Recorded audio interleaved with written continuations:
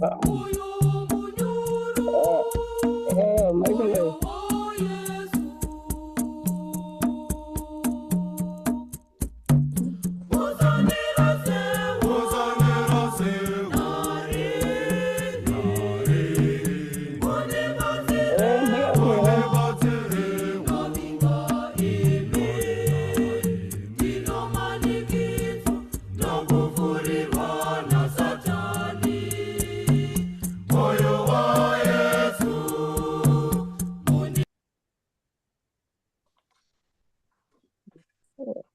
Yandichiziva muzukuru ukatarisa time ndakanyora kuti kusvika kuma minute to 7. I know only one.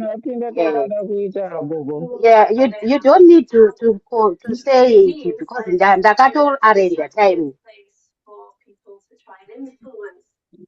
magari watangazajiwa ya mwana kwa kubuda kwa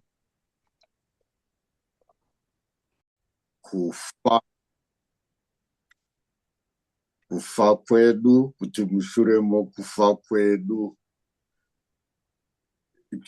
chinoitika maererano namadzidzisirwo atinoitwa nechikatolike chedu. Saka tozobvunza kuti isu tofanira kudii.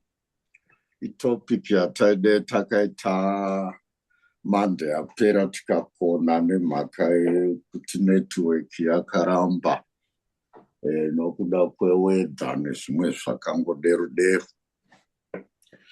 Saka topiki yedu ndo yamavona paskrini apo, death and afterlife, kufa nomushure mokufa. Zvino katikasi yedu tofanira kuramba tingodzokera kukatikasi yedu nokubhaibheri nokuii tione kuti zvinombofamba sei. Katikasi yedu inotidzidzisei. Inotanga mubvunzo wokutanga uri mukatikasi unoti Mwari wakakusikirei? Why did God create you? Zvozonzi Mwari wakandisikira kuti ndimuzive, ndimude, ndimuitire ndichiri pano pasi, ndigozofara naye kudenga narini wose. Ipapo tipabata hapana pakanzi ndimuzive, ndimude, ndimuitire ndichiri pano pasi, kana ndafa ndigozodzoka. Hapana pakanzeko. Pakanzi ndigozofara naye kudenga narini wose. Tinowana zvakadai muna vaRoma 8 verses 29 kusvika 30. Tozodzidzazve mukatikasi kuti zvinhu zvina kumagumo upenyu hwedu. Zvinhu zvina kumagumo upenyu hwedu ndezvipi? Kufa, kutongwa, kuenda kudenga kana kugomba romoto. Ndo zvinhu zvina. Hapana kunzi kudzoka.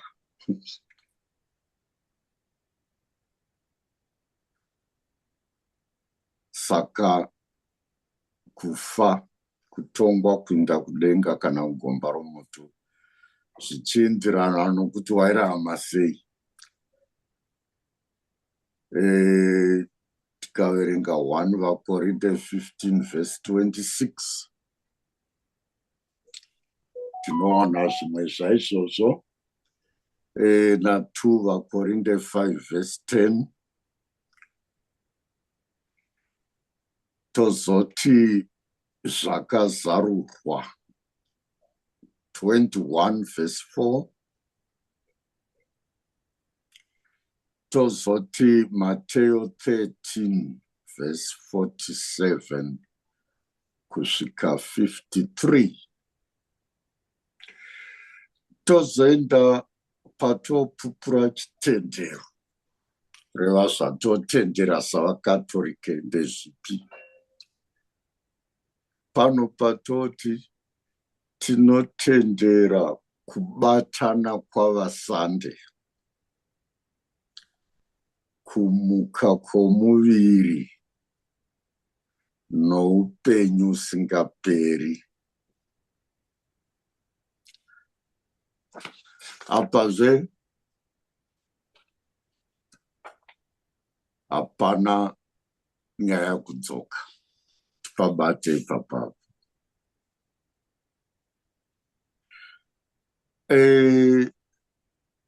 Toenda zvino pamubvunzo.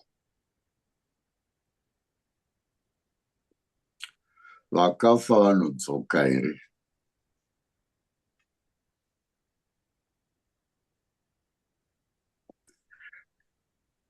Ndo mubvunzo. Chikatolike chedu choti kudii? Notohwa vamwe vachiti ndosvikirwa nambuya, ndosvikirwa nasekuru. Sekuru vanoda doro, takazoti chakati. Zvino chikatolike choti kudii? Chikatolike chodzidzisa kuti wakafa haadzoki. Tipabate ipapo. Ndo zvinodzidziswa nechikatolike. Indai munovhura katekizimu yechishawasha, moverenga kubva papeji 52 kusvika 58.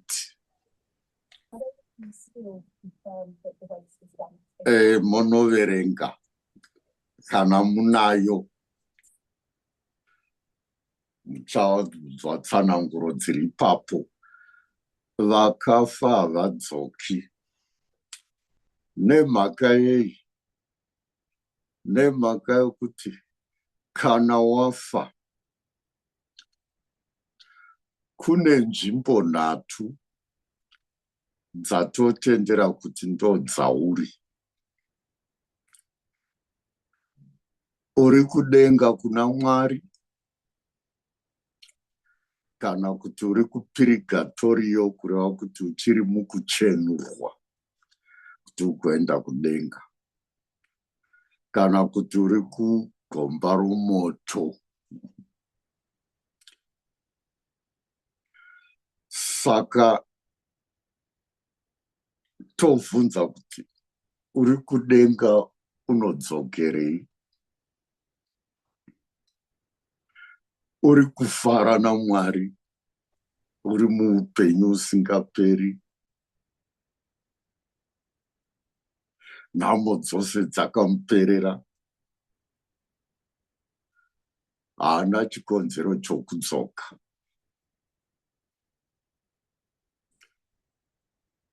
Munhu uri kufara naMwari unodzokerei? Kana ari kupurigatorio, haagoni kudzoka, uchiri kuripira kuti achenurwe. Zvakafanana nomunhu wasungwa akanzi waenda kujere kuchikurubhi, wanzi unopika makore 5. Munhu yeye pano paanombonzi here chimbobuda mujere umbonoonana nehama dzako, kana kuti umbonodya Krismasi nehama dzako, kana kuti umbonotamba Easter nehama dzako, wozodzoka woenda mberi nokupika. Kune zvinhu zvakadero here? Runganzi imbobudako umbonofara nehama dzako, kana kuti imbobuda uinde kumuchato, hama yako yanzi iri kuchata, chimbobuda umbonoona muchato wozodzoka woenda mberi nokupika. Kune zvinhu zvakadero here? hakuna.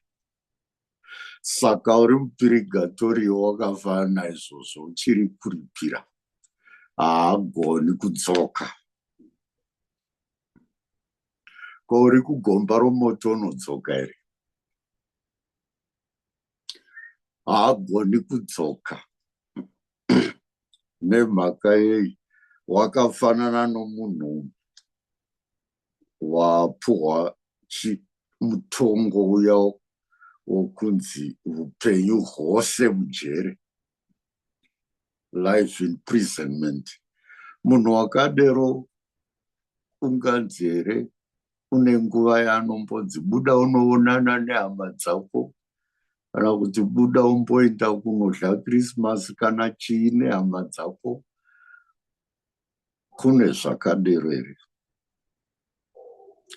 Hakuna. Saka taona kuti uri kudenga hadzoki, uri kupirigatori hadzoki, uri kugomba romoto hadzoki.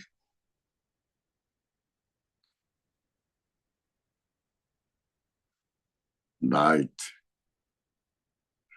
Ko vanodzoka ndivanani? Ndopavanomubvunza. Nokuti vamwe venyu vanoti sekuru vadzoka. Ndivanani ava? Mweya wesvina chatichigamuchira. Havazi sekuru vaunenge uchigamuchira kana mbuya kana ani. Chinhu chatofanira kuziva ndechichi. Demons have great power and they can take any form. Mukaverenga 2 vaKorinde 11 verse 14. Revelation 16 verse 13 knows one. One thing you should know about the devil is this. The devil cannot create. Only God can create. The devil cannot create, but the devil can imitate what God has created. There is nothing that God has created that the devil cannot imitate.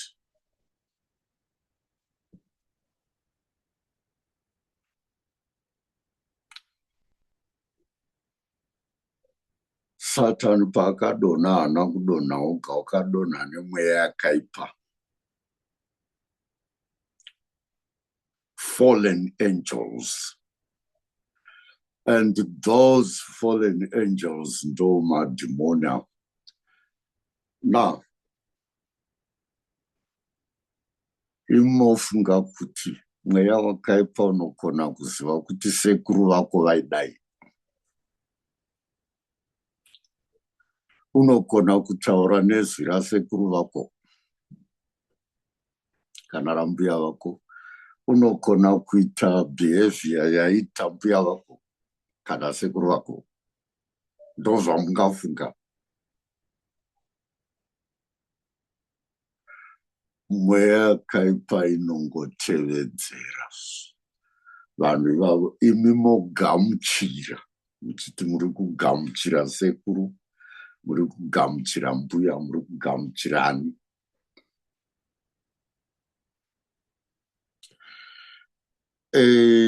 Indoda kuti mungondipavo uchapupu.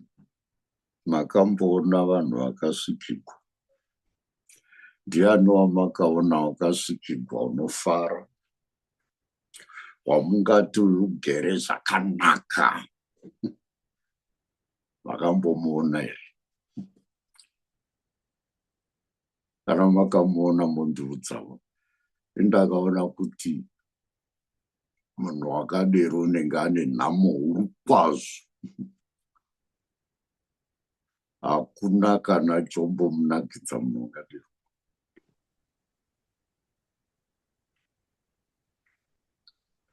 Uyezve motarisa kuti kusvikirwa ikoko kunozoguma papi?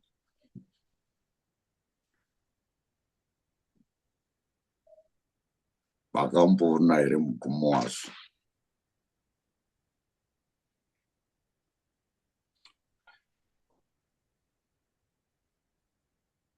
Now, the devil,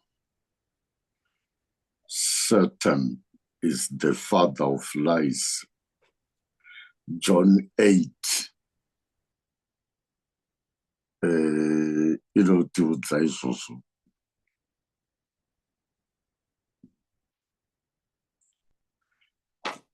Tikaverenga Deuteronomy 18 verses 11 to 12.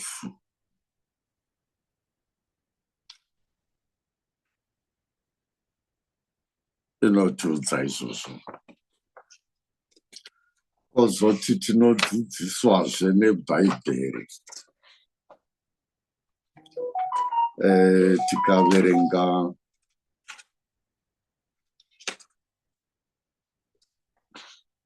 Deuteronomy 18 verse 10 kusvika 11, Deuteronomy 26 verse 14, Deuteronomy 32 verses 16 kusvika 17. Ndima idzi dzinotirambidza nyaya yekusvikirwa. Now 1 Corinthians 10 verses 19 kusvika 20. Ndima idzi dzotirambidza izvozvo.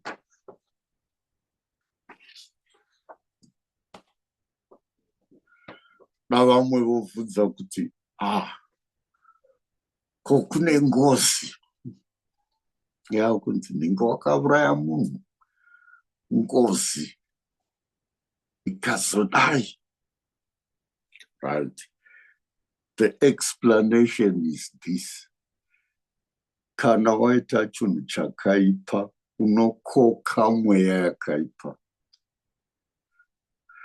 Nokuuraya kwawaita ikoko wazvivhurira kumweya yezvina.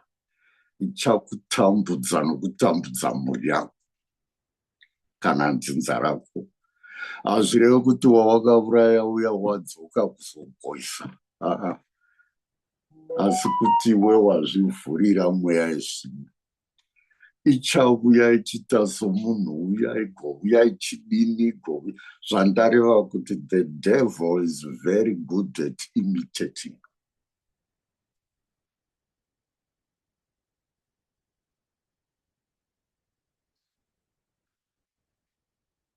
The devil is very good at imitating. Tonzwa vachiti mushonga wengozi kuripa. Intoda kumbohwa umbovo hwavanhu vakaripa nokubva ngozi yapera.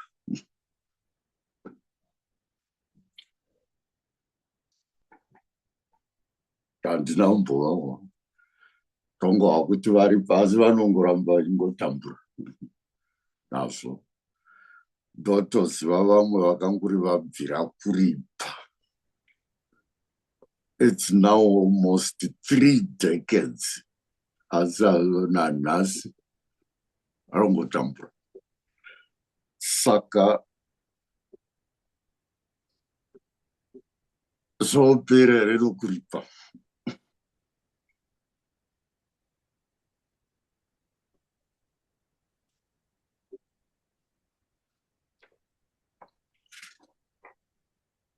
Right. Tobva ipapo. Saka tofanira kudii?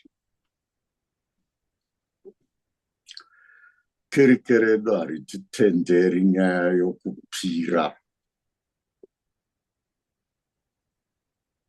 Tichiti topira vadzimu. Tinodii? Kereke harizvitenderi izvozvo. Kereke redu haritenderi kusvikirwa.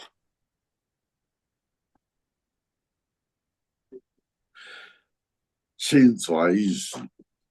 When God called Gideon to deliver the Israelites from the Midianites,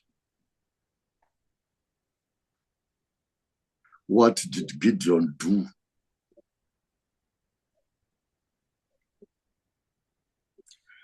Mukaverenga Judges 6 verses 25 kusvika 27.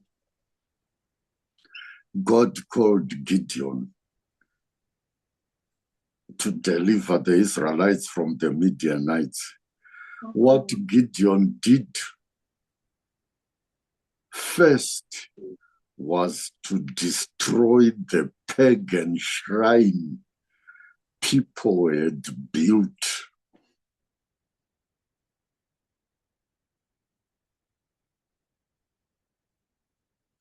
Gideon wakatanga anzi naMwari ndanorwisa vaMidian. Chaakatanga kuita wakanoputsa shrine, pagan shrine yanga yavakwa navaIsraeri. You cannot overcome the devil when you are still working with him. Saka basa redu yezvino nderokuputsa zvinhu zvakaita. If ever we want to succeed in life, we must do what Gideon did. Tanga kuputsa zvinhu izvi zvokupira nakusvikigwa nokudini. Without destroying these things, we go nowhere in our faith or in our life. Tisati vakuru vedu vaizviita nokuti vanga vasina ruzivo rwakazara. Saka ivo vaiita vane pfungwa yokuti zvakanaka zvinovararamisa. Asi iwe wava noruzivo rwechitendero, watendeuka, worambazve uchiita izvozvo. Hamene nokuti une uchirevi. Destroy the pagan shrines in your life. Toziva vamwe venyu vanenge vachiti ndakamanikidzwa ndakanzoka sangodai chete. That's part of being a Christian. It's Christianity. Faith means sacrifice. Sacrifice means you have to part with certain things, even creating enemies because of your stand. Don't be afraid of creating enemies. Don't be afraid of being accused. If Jesus was accused kunzi Beelzebub, iwe woti handidi kuakiusiwa kunzi ndiri muroi nokuti ndaramba kunopira. What are you saying?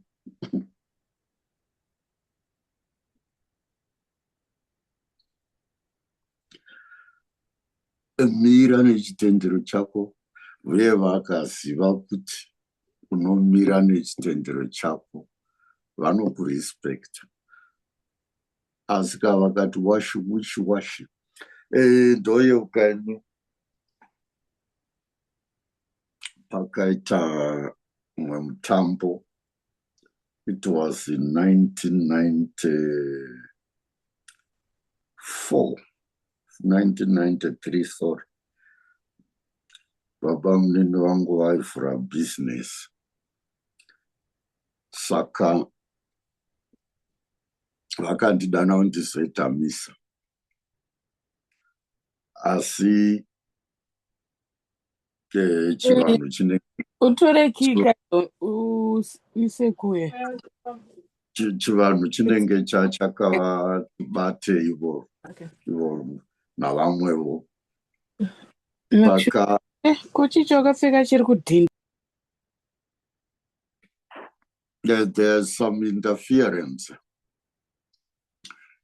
Saka zvakaitika ndezvokuti ndakavata vanhu vavakawanda, takavata takati wande navamwe vana baba munini murumu imwe. Saka ivo vakamutsana hameno zvavakaenda kunoita, vakamutsana kuseni nomva vaenda ini vavangondisiya ndivete. Ndakangozoona musisina vanhu ndikaziva kuti kuno kwaimbo havana kumbonditi handi kune zvavakanoita handisi kuti zvii.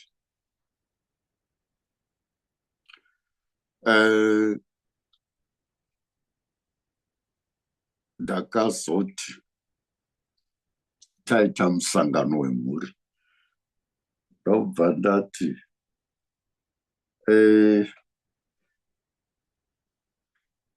kana unoda kuzorohwa guva kana afa ngaanyorese zita tigare taziva kuti unoda kurohwa guva.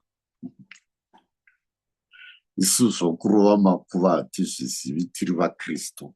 Saka kana unoda kurohwa guva otiudza kuti ndoda kurohwa guva, kana ndafa torega misa orohwa hake guva. Hakuna kana umwe wakanyoresa. Ndikati patee tichiita munamato tichiviga munhu tichiti vangere navasande vose endai naye kuna Mwari, Maria musande endai naye kuna Mwari, hama dzake dzakafa dziri kuna Mwari endai naye kuna Mwari, tichidero. Saka munhu watamboti endai naye kuna Mwari tozoti kwanzi tomudzosa tichireva kuti mudii. Musi watamuviga taiti endai naye kuna Mwari, iye zvototi todzosa munhu waenda kuna Mwari. What a contradiction. It doesn't make sense.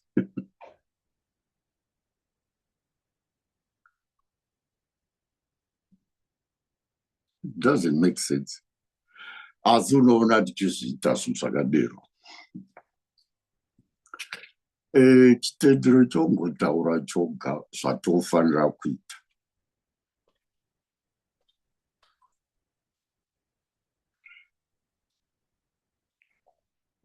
Tozoti kuvasande vatoti tirevererei. Tataura nezvokuti kubatana kwavasande zvoreva kuti isu vapenyu novakafa vari mupurigatorio, kureva kuti vari mukuchenurwa, novari kudenga tinokama. Ukama uhwu ndohwebhabhatismo hwatinahwo. Takabatanidzwa norubhabhatidzo ropa ramambo Jesu Kristu, saka tiri hama nehama. Saka ukama hwedu ndohwokunamatirana. Kana tichiti tirevererei tichireva kuti tinamatirei, ndimi muri pedo naMwari, tinamatirei. Vatei chiti tirevererei ndo vari kudenga. Vari mupurigatorio vanotoda kunamatirwa. Isu tiri pano pasi navasande vari kudenga tine basa rokunamatira vari mupurigatorio, havagoni kuzvibatsira. Tichivanamatira mukuchenurwa kwavo. Saka vasande vanotireverera. Ivo pachavo havana simba. Simba nderamwari. Musande woga akangozvimiririra haana simba. Simba nderamwari.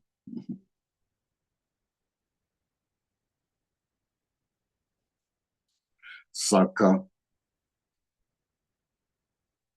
tonamata nokuvasande nokuti tiri mhuri yaMwari, sokunamatirana kwatongoita yezvino vasandevo vanotinamatira yama dzedu,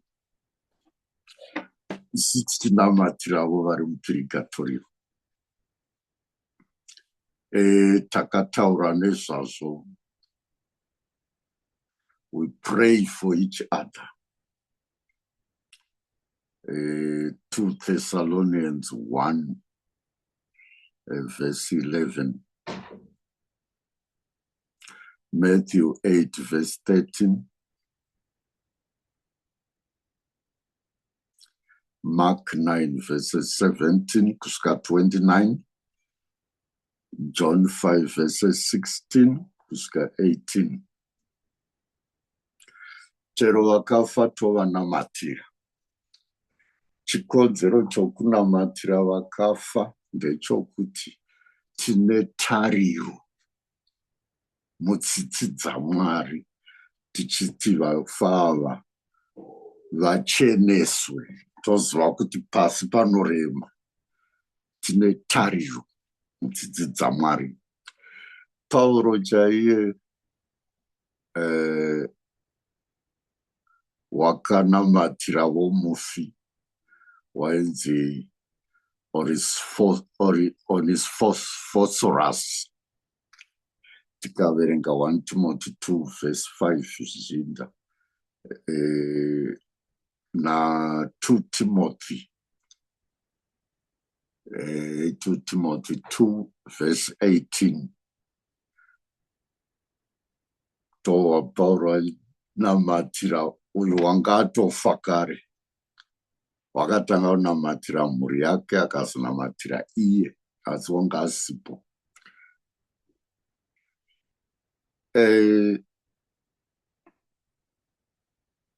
Saka ndokama hwatinako.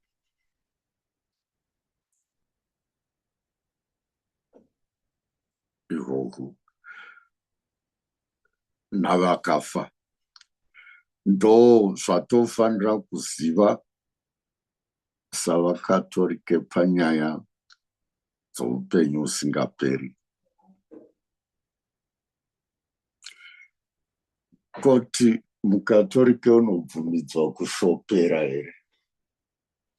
Hatibvumidzwi kushopera, nokuti kushopera isuperstition, kusava noruvimbo muna Mwari. Mukaverenga katikazi yechichawasha mapeji andakuudzai anotaura zvose izvo, munoverenga kubva papeji 51 kusvika 58. Tanzwa pakanzi mukatorika haabvumidzwi kushopera. Nezviya zvamotitamanya kuvaprofita tazodini, hazvibvumidzwi muchikatolike. It's a sin against hope.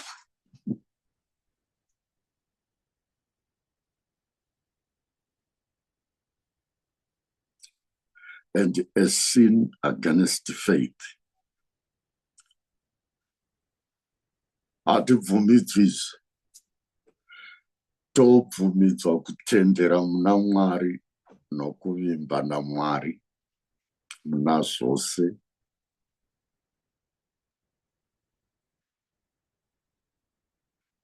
Saka mukatolike unoenda here pana vanhu vanodzana mashavi? Haindi. Unoenda here pana vanhu vanoti vanosvikirwa? Haindi.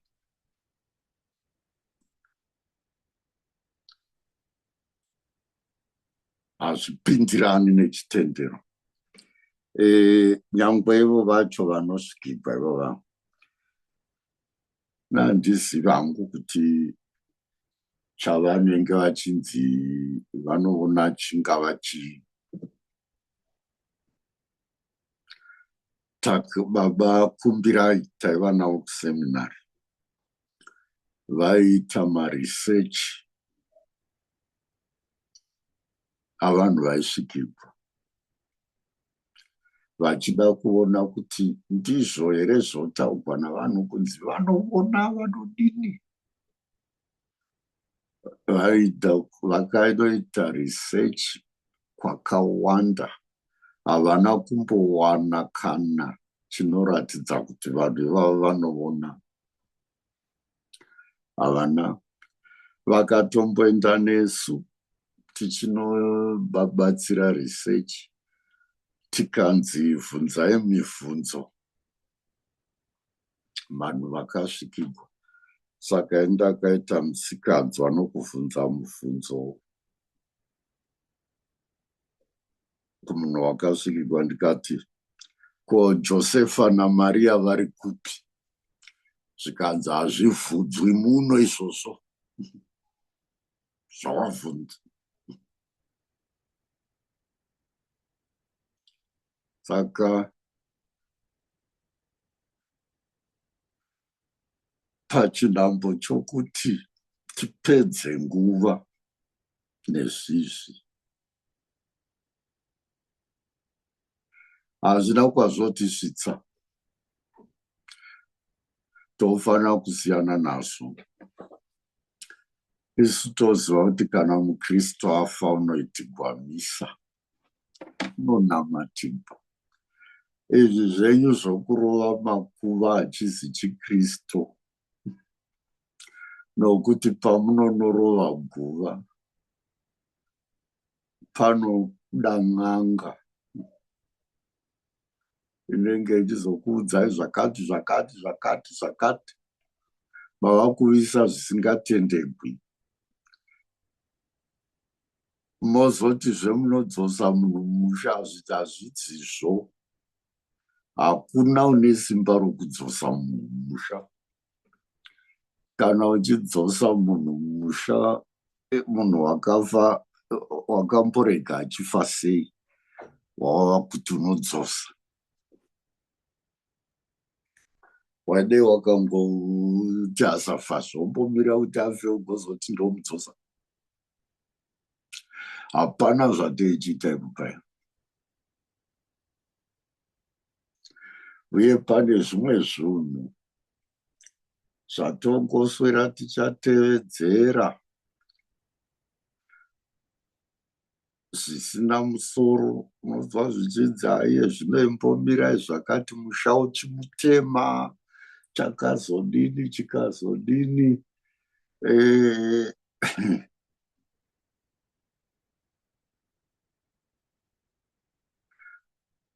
Tinotevedzera zvimwe zvokuti ukabvunza kuti ko ichi munochiitirei, havana kana chikonzero kunze kwokuti ndo zvatakangowanawo zvichiitwa. Ndo mhinduro yaunohwa ukabvunza kuti ko chichamoita ichi chomboitirwei, havagoni kudavira. Takangowanawo zviriko. Uyezve mukatarisa zvizhinji zvinoitika pachivanhu, hazvisi zvorudo, ndezvokutya. Tira kuti zvinozotidzokera tikasadai. Zvizhinji zvacho it's motivated by fear. Ngazvitarisa.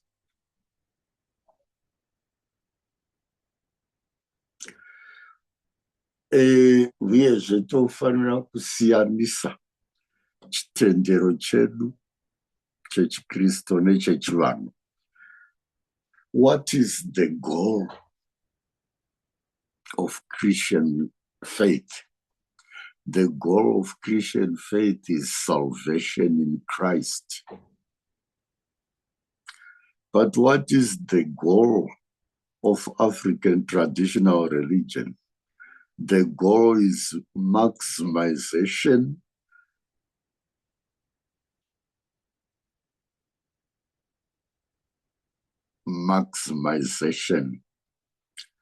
of good life and minimization of problems.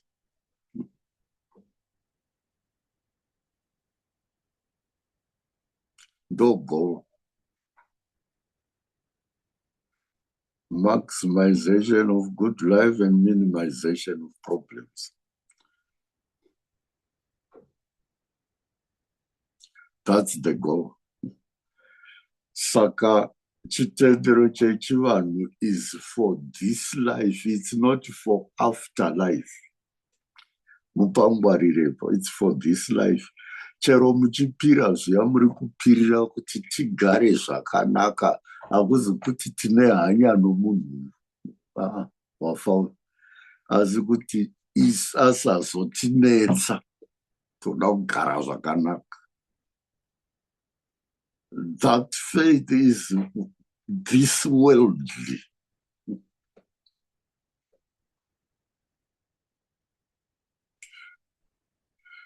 Minimization of misfortune and maximization of good fortune. No goal. That's why muchiona chitendero chama Pentecostal. Chamomanyira chiya ichi namasiyoni nei mukatarira goal yechitendero chaivavo yakafanana neAfrican traditional religion. Yakangozoisiwa chiKristu mukati, asi yakangofanana. Minimization of misfortune, maximization of good fortune. That's why mukaenda ikoko muchinzi ukanamata uchadai uchawana chakati, ukangopuwa chihange, ukangopukuta watova nebota, ukadai. You see, it's in another way. It's what you already have in African traditional religion that is being pronounced in this under the garb of Christian faith. Check. Ndokusaka muchiattractiwa.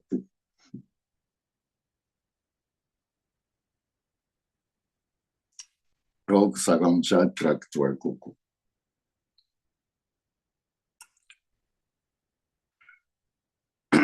Pano ndakaenda kuno umwe waichata wakandikoka. Saka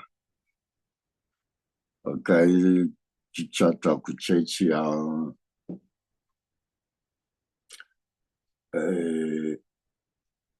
yamakandiwa. Saka makandiwa wakaparidza.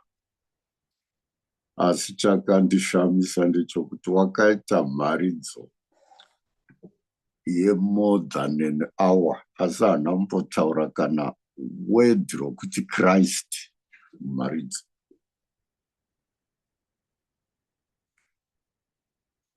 Aingova yokuti uchafuma, uchadai.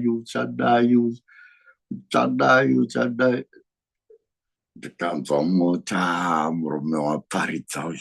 Ndikati waparidzei? Zikanzi hamuna kuzviwa. Ndikati chimbondibudza pataura kuti Kristu ndapapi.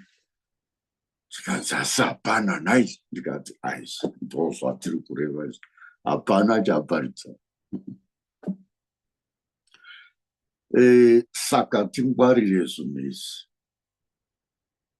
Ndozvandangotaura. Tingwarire zvinhu izvozvi.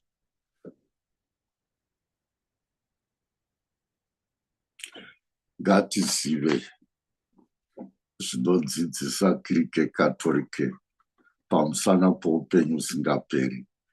Ndozvandakuudza izvi. Ndozvamunofanira kuratidza kuti munotendera. Chisiyanai nezvimwe izvi. Musakoka mweya yakaipa. Dai kukoka. Uye ukazvirega umbofi. Kuti zvinondikarega maiwe hakuna. Unochengetwa naMwari we. Hakuna chine simba pamusoro pako. Kana chatoita simba ndiwe wachipa simba iroro. Wachitendera.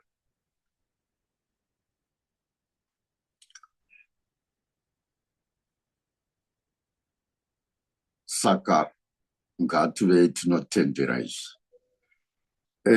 Ndomira pano kuitira mibvunzo. Maita henyu.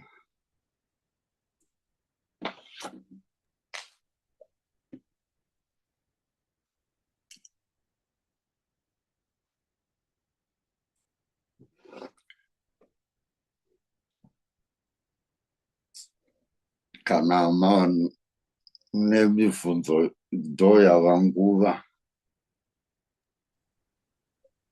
Pamusoro ibaba makadiko? Tiripo hedu. Tinotenda nedzidzo yenyu. Ini ndine mibvunzo yepamatsanangura kuti zvinhu zvina zvinoitika tafa, ngezvekutongwa, kuenda kudenga, kuenda kumoto muzhinji nekufa kwacho ikoko. Ini panondinetsa ndepe Apostles' Creed, panonzi Jesus, he died and was buried, he descended into hell, on the third day he arose again. Kuti kana ari Mwari, vari mambo wedu Yesu Kristu, mwana waMwari mutsvene, aenderei kugehena? Hero handiti gehena, saka waendereiko kugehena? Mubvunzo wangu wekuti handinyatsonzwisi petinoita that part of that prayer kuti zviri kunyatsorewei. Ndo mubvunzo wangu mazvita. Maita translation yeshona inoti kudii? Haiti wakaenda kugomba romoto, inoti wakaenda kuvafi. Kunzi descend to hell, hairevi gehena, inoreva nzvimbo inonzi Hades, kureva kuti vaJudha vaitendera kuti kana munhu akafa unoenda kunzvimbo yavafi inonzi Hades, kureva underworld. Vanenge variko vakamirira kuzotorwa naMesiya kuti vainde kudenga. Ndo zvaitendera vaJudha. Saka tichiti wakaenda kuvafi, taitirawo kuti wakaenda kunosunungura mweya yavakafa vose, vakafa ruponeso rusati rwauya. Vana Abrahama, vana Mozisi, vanani vaidavo ruponeso rwaJesu, vakazoruwana pakufa kwakaita Jesu, vakasunungura naivovo. Kureva kuti vasati vava noruponeso ruzere kusvika vasunungurwa naJesu. Ndozvatireva ipapo. Aiwa, maita henyu ndanzwisisa manje.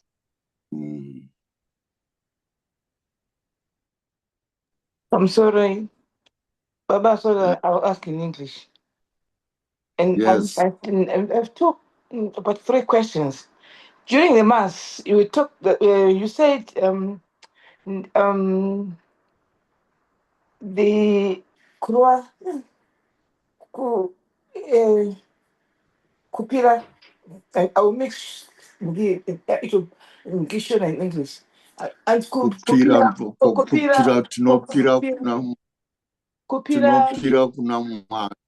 Yeah, kupira during the zvinoitwa like kupira vadzimu kuita and whatever zvinoitwa nevanhu vachipira. But during the Mass, during consecration, there is the burnt incense. We're connecting with Jesus. So Jesus is dead. Yes. So on the burn. So are we not calling his spirit? Is that not kupira as well? Where is Jesus dead? Yeah, we believe he's around. Mass is about the risen Jesus.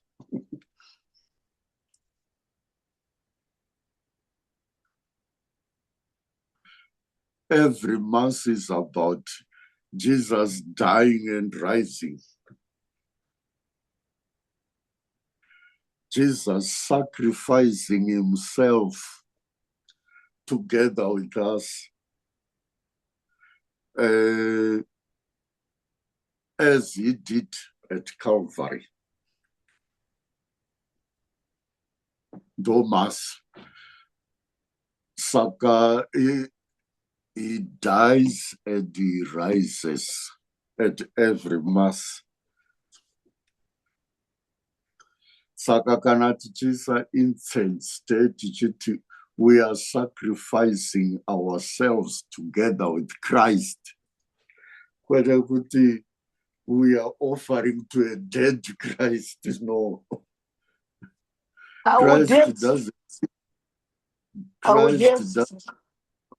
Christ doesn't need incense. It's for us, not for him. I believed that probably the essence is to dispel the evil spirits. No, not at mass. It's to worship.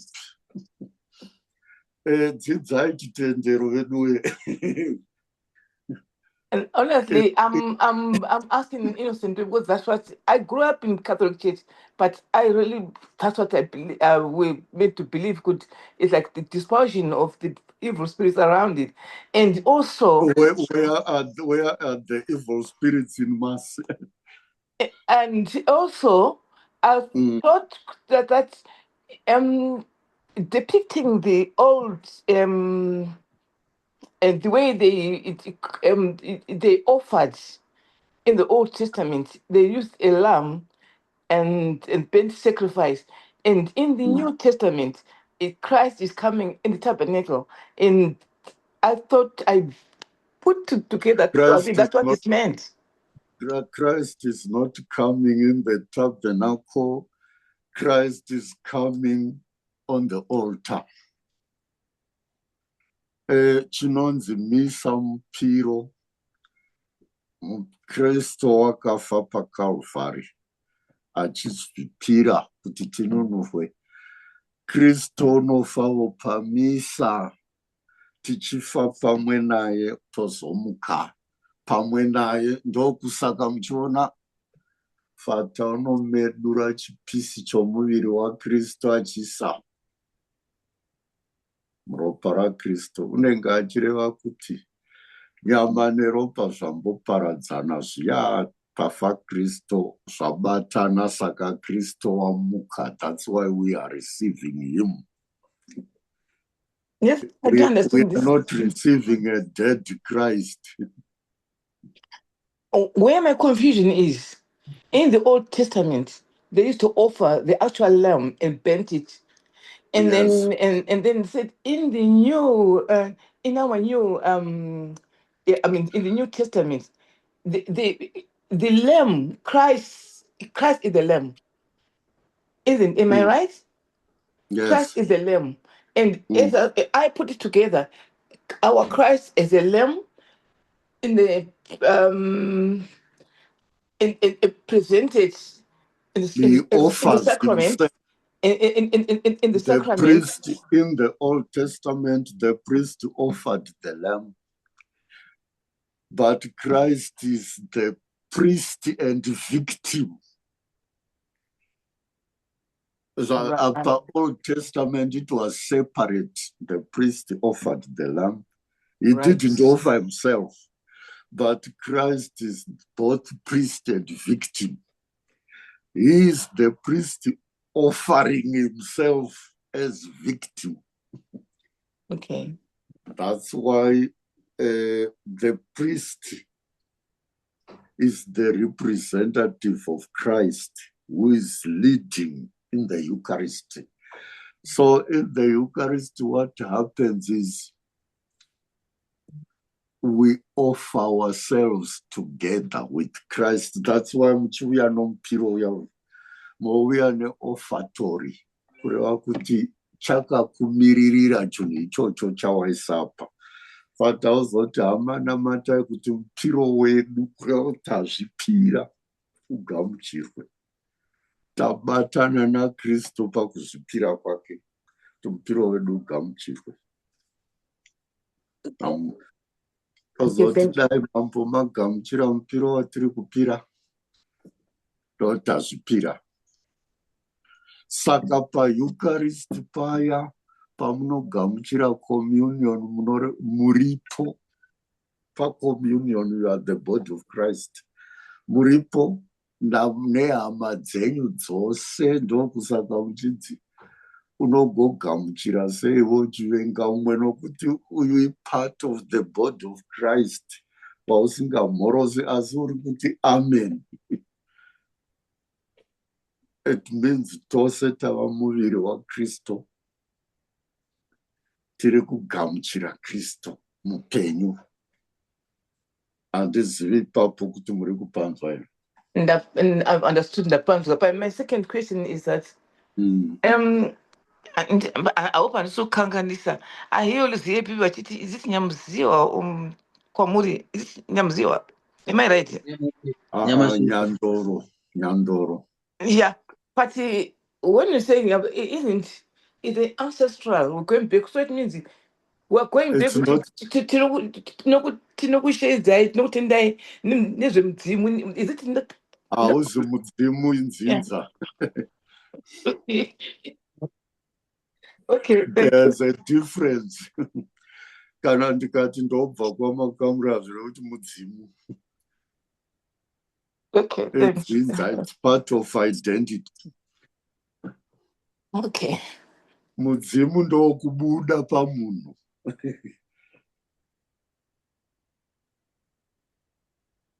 Buda pamunhu kuti ndini sekuru vamakamura ndauya ndoda doro ndomudzimu. Asi mudzinza hazvirevi izvozvo. Thank you very much. Thank you. Maita basa baba makamure nedzidziso paita vaviri. It's okay. Enderai mberi. Oh, okay. Sorry, ndichati ndichitombizodwa vanga vachitaura manje. Ndichaisa link pagrupu mama kuti so that you see how we started our Bible study.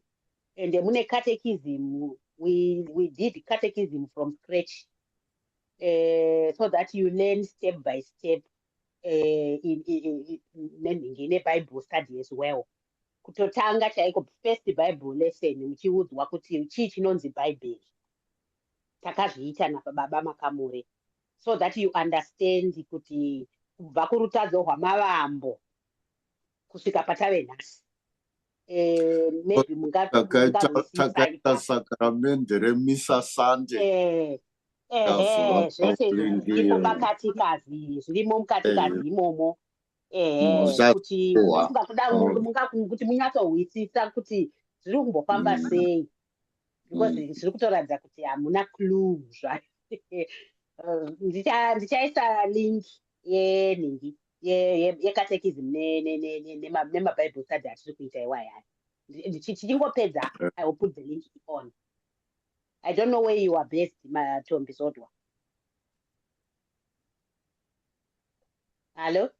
Varipo, Vabuda.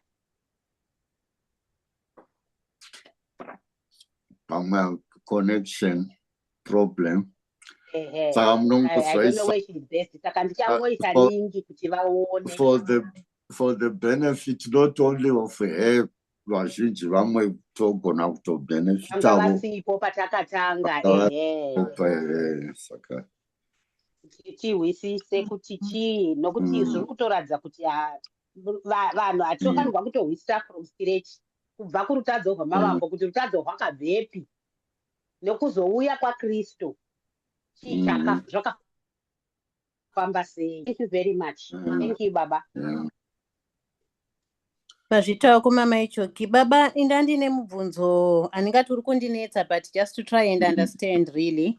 Chitendero chisati chauya kuAfrica, vana madzitateguru edu vaita zvokupira nezvokunokumbira mvura. Ende ndofunga tikarangarira history yemuhondo zvainzi vana mbuya nehanda nanasekuru Kaguvi vakaplaya a key role pakuzokunda kwakaita Zimbabwe. Ndichingopa zvangu just a few examples. Saka zvoreva here kuti zvavaita izvi zvaisundwa nemweya yetsvina kana kuti vaizviita neumwe muitiro asi zvese zvichinanga kuna ivo Mwari? Handipanzwisisi ipapo. Maitenyu. vaizviita umwe muitiro wavovo. Apa tiri kungotaura kuti zvavaita hazvidzi zvakanaka zvose. Ndokusaka chiti Kristu wakauya kuzotivhenekera kuti nyangwe vaJudha vaitawo zvimwe zvakadero zvikazouya zvichigadziriswa naKristu. Ndokusaka aiti makanzwa kunzi zvakanzi asi ndinoti. Saka ava vaita zvavaita, asi ndogwaiva ruzivo rwavovo, ndoaiva manamatiro avo, asi anga asati ava nechiedza chatinacho chaKristu. Saka havana mhosva. Zvino isu manamatiro edu ava nechiedza chaKristu. Kana toramba toita izvi tava nemhosva. Okay. Aiwa, zvakanaka ibaba, thank you. Pamusoro ibaba, panyaya yokurova makuva iyi, it looks like the Catholic teaching yakambonge isingazvishore maningi. It looks like vakazoenda vachichinja vachizonge vanoda kuita eliminate. Ndinoyoka kuti as far back as kuma-50s vatenderi vaiuya nezviyo zvavo zvobleswa naFata, voenda kumusha vonobika doro ravo rekurova guva kudhara dhara. And I remember kuti 1992, fast forward 1992, taitungamirirwa nababa Emmanuel Mavhudzi, I think is the late now, tichiita procedure yekurova guva. Tainge panga paine kabhuku kechikristu kakanyaunzi kurova guva pachitendero. It would appear kuti the Catholic yakaenda mbichana ichimboita seno zviaccepta iyozo. Handizivi kuti papo munoti how would you comment on that?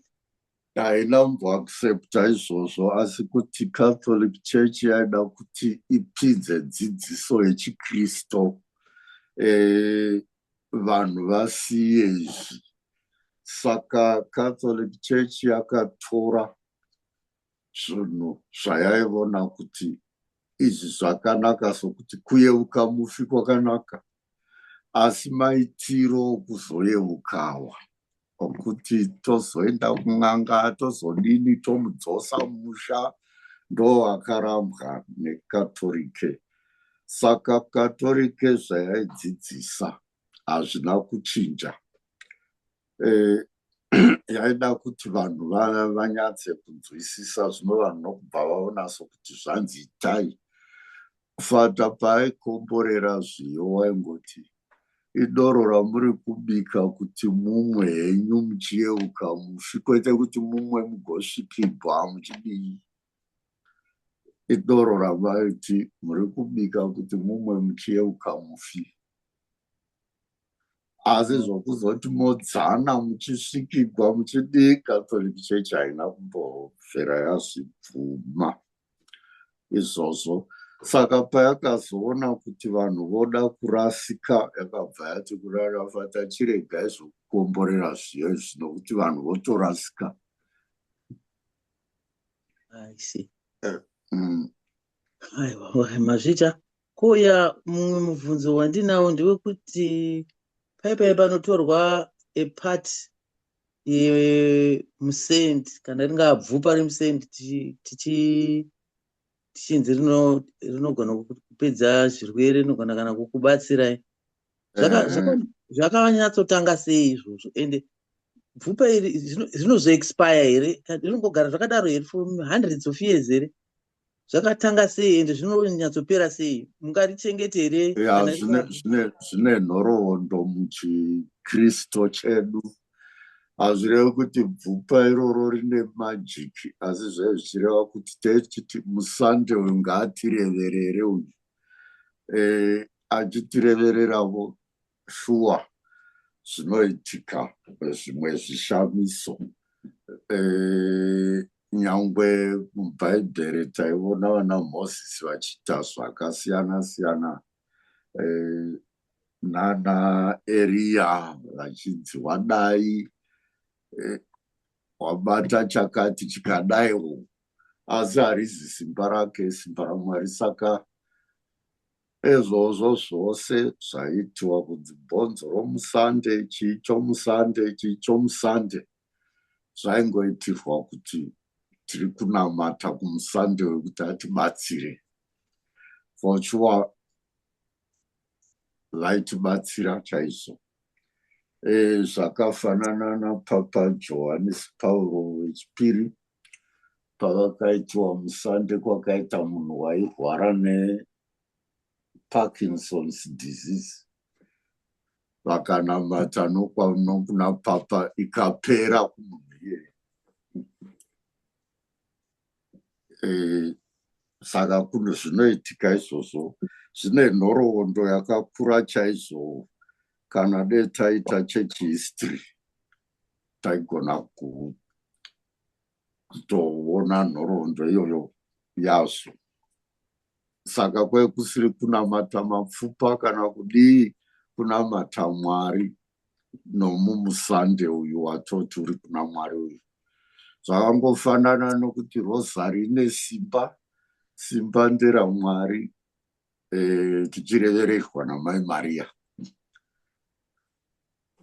Saka zvinhu izvozvo zvose anonzi masacramental. Ndonga ndakambotaura nezvamasacramental. Ndo mamwe acho. Ndo mamwe acho. I'm sorry, Linda. I have another question, Baba. But you said Niki Kurowa is in Parish Catholic is not allowed. But Yes. then how about this? The unveiling tombstone. Is it okay? Yes, it's okay. It's just a memorial. But it's unveiling a tombstone. Ndechingonamatira mufi nokumuyeuka nedombo rakaiswa navanhu rateichikomborera. Saka hakuzi kupira, kwateichiita asi immemorial ine tombstone. Toda kuyeuka hama yedu netombstone yakaiswa. Tokomborera tombstone nokuti tinoremekedza mutumbi womunhu unoremekedzwa paKatorika. Nemhaka yei totendera kuti miviri yedu ichazomutswa pazuva rokupedzisira, asi iri miviri inopenya. Ndokusaka zvichinzi munhu wafa toti irinda, kureva kuti wakarindira kuzomutswa. Wakazorora ari muguva, wakarindira kuzomutswa. Saka in the meantime tinomuremekedza nedombo. Okay. Another question. I've got two more questions. The other question, you know, when there's this song on the video, I can't remember the title. There is one of the videos about a Harry the boy. Why are they doing that? Could kuita icho chibhoyi chevanhu chedu pasoriyo pane hari chibhoyi hatina kuti chivanhu chose chakashata. Chimwe chakanaka, chimwe chakashata. Chatati chakashata ndechokudzosa mufi nokusvikirwa nokunoshopera, ndo chakashata. Zvimwe izvi zvakanaka. Tiri kuremekedza mufi hedu nezvinhu zvedu zvetsika dzedu asi hadzisi dzose dzakanaka. Tsika dzofanira kuvhenekerwa nechiKristu. Okay, I was just saying then I would have associated Hari nechibhoyi ichocho, so it's okay. Aiwa, hazvisi associated. Okay, and the other thing, the exorcist, the exorcist, the priest who actually does the exorcism, that's Catholic. They're fighting with the devil. They're fighting within one wakafa. So is that acceptable? Havasi kupa- They are not fighting navanhu vakafa. Vakafa, they can't do anything to us except with the help of God. They can't do anything to us. Saka mweya yakaipa havasi vanhu vakafa. Wakafa kaari kugomba romoto hadzoki, kaari kupurgatory hadzoki, kaari kuna Mwari hadzoki. So we are not fighting the dead people. So whose spirit is that? Is a spirit of a living person who are not positive. I thought the spirit because they picture Ndatsanangura kuti the devil can imitate anything. Oh, okay, all right, okay. Yes, okay. Even your father or your mother, it's an imitation of the devil. Okay. Those are the Taurus, yeah. Okay.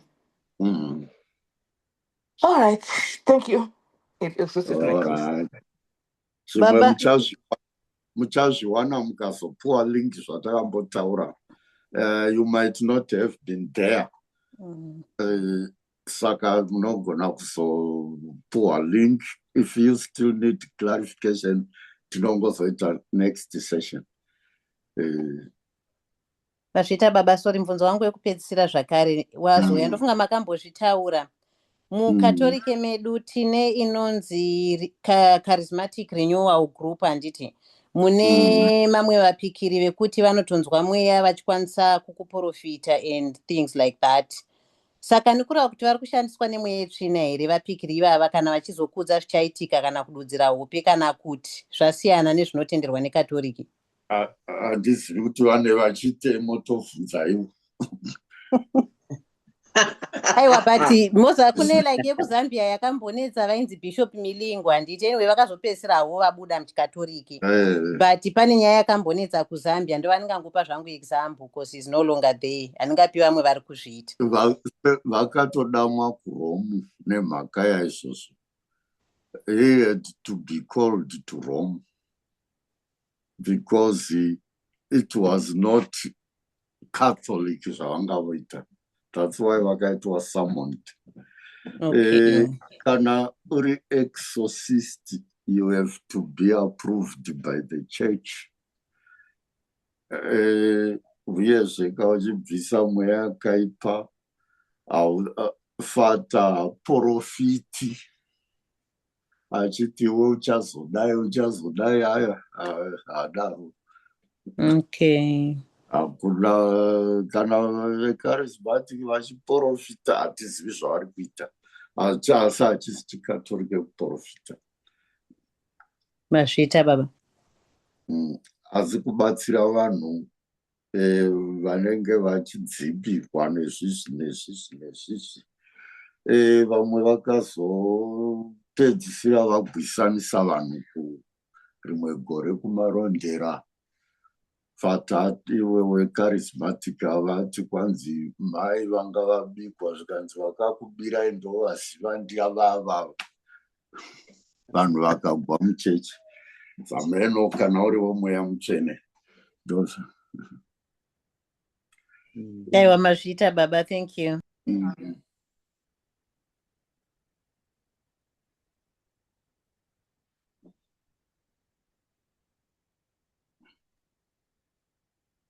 Pamusoro baba ndinoda kubvunzawo cremation. Pachikatolike pedu cremation inobvumidzwa here? Inobvumidzwa. Kunotova neright yecremation. ndakatomboishandisa mhiri kwamakungwa kundiri kuchikoro.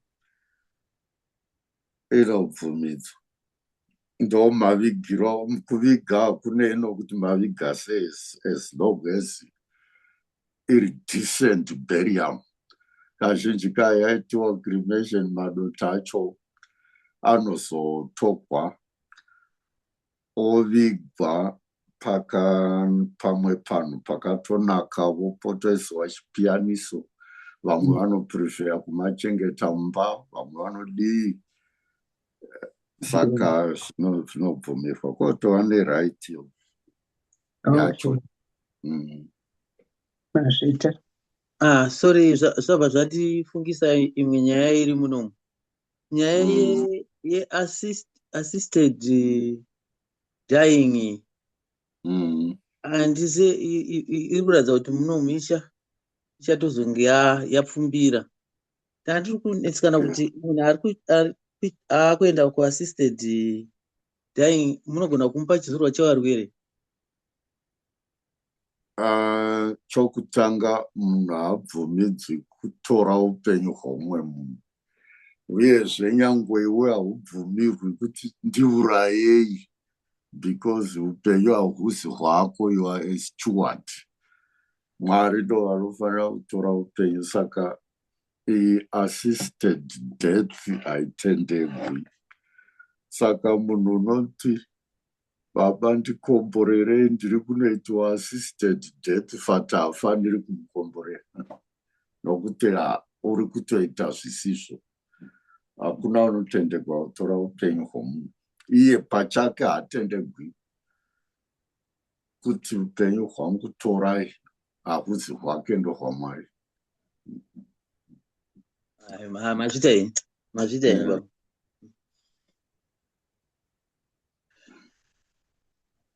Aiwa, tinotenda baba, tinotenda vatenderi vadiwa. Baba, toda kungokutendai nekutidzidzisa kwamaita zuva ranhasi. I think it's an eye opener kuvazhinji vedu, not just maigonyora. And thank you, my chocolate. Muzotisira link timboita refresh our minds again as well. Hanzi dzinonzwa sadzirimirwe, saka toda kungoramba tichingodzidza. Ndakuita zvangu munamato wokuvhara, tozokumbira chikomborero kuna baba, mobva matiudza kuti next week tenge takabata zvipi paBible study. Muzita raBaba neMwanakomana naMweya Musande, amen. Mwari Baba, Mwari Mwanakomana, Mwari Mweya Mutsvene, toda kukutendai madekwana ano nenguva yamatipa. Tokutendai nedzidziso dzatiri kuwana kumurandarume wenyu Baba Makamure. Tokutendai nechitendero chavari kutidzidzisa nekutiratidza gwara rekufamba naro. Tinokutendai naMweya Mutsvene ari pakati pedu nguva nenguva patinosangana, Ishe imi muri pakati pedu. Zvino tinochikumbira kuti zvese zvatiri kudzidziswa izvi tikwanise kuzvirarama Mwari. Tisangova vanzwi chete, asi tikwanise kuitira shoko renyu irori ratinodzidziswa nguva nenguva. Baba, tinouya kwamuri madekwana ano tichiisaiwo Baba Makamure nezvavari kuchemera nemhuri yavo mukati memaoko enyu. Tinonamatira utano chaihwo kwavari, Ishe wakatendeka. Munhu anokushandirai nemwoyo wake wese, vanosiya zvese vachiuya kuzotidzidzisa. Tinongonamata Mwari kuti kwandikoi muchavakomborera nokuvatungamirira mubasa ravo rinorema saizvozvi. Tinouya kwamuri madekwana ano, toda kunamatira vese vari kudzimbikana panyama, papfungwa nepamweya. Pane vazhinji vari kurwara vari pano nevakarara mudzimba kana muzvipatara. Sanganai navo. Chivai nesu patakudzokera kudzimba dzedu, tisingakangani kunamatira mweya vatenderi vese vakatisiya, zvikuru sei Baba musamadya vatiri kuchema pane ino nguva. Tinongokumbirisa kuti muvaregerere zvavakakanganisa. Mweya yavo iwane kuzorora murugare netsitsi dzaMwari. Amai Maria Musande, munoona zvatisingaoni. Chitirevereraiwo nokutikumbirira kuti tive nechitendero chakasimba tikwanise kufamba nzira dzatiri kudzidziswa.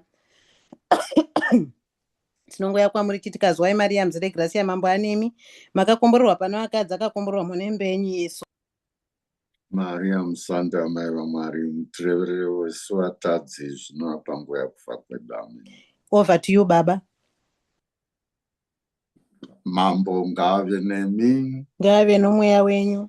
Mwari vana masimba ose Baba noMwanakomana naMweya Musande, komborerai nokuchengeta vana venyu mugare navo misi yose. Amen.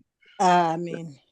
PaBhaibheri redu sezvandakareva kuti tomboti tikaita Old Testament toenda kuNew Testament, last time yataita New Testament takatora dama rakanaka raMateo, saka zvino totora dama rakanaka raMariko. Pane chapter yatava kana tichinda nedama rakanaka raMariko tava pachapter 10. Ndo yatichange tichimboona iyoyo dama rakanaka raMariko. Maita enyu. Aiwa, zvakanaka baba, tinotenda chose. Mwari vakuitirei zvakanaka. Thank you vatenderi vadiwa. Mwari vatiitire zvakanaka tese, tosangana next week. Thank you. Tinonga nyamasisa. Thank you baba, totenda. Notenda Mazita baba, thank you. Thank you, Notenda chose. chaiko.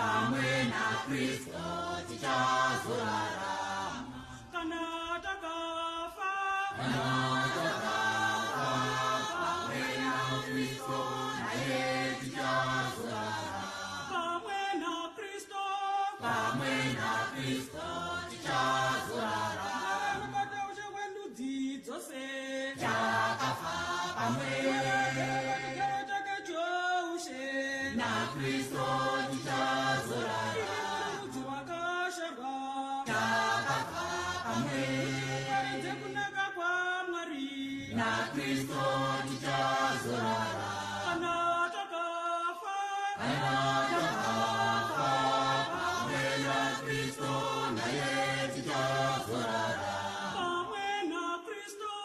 pamwe naKristo tichazorarama, pamwe naKristo tichazorarama, takafa pamwe naKristo tichazorarama, takafa pamwe naKristo tichazorarama, takafa pamwe naKristo tichazorarama, kana takafa pamwe naKristo naye tichazorarama, pamwe naKristo tichazorarama, kana takafa pamwe naKristo naye tichazorarama, pamwe naKristo tichazorarama.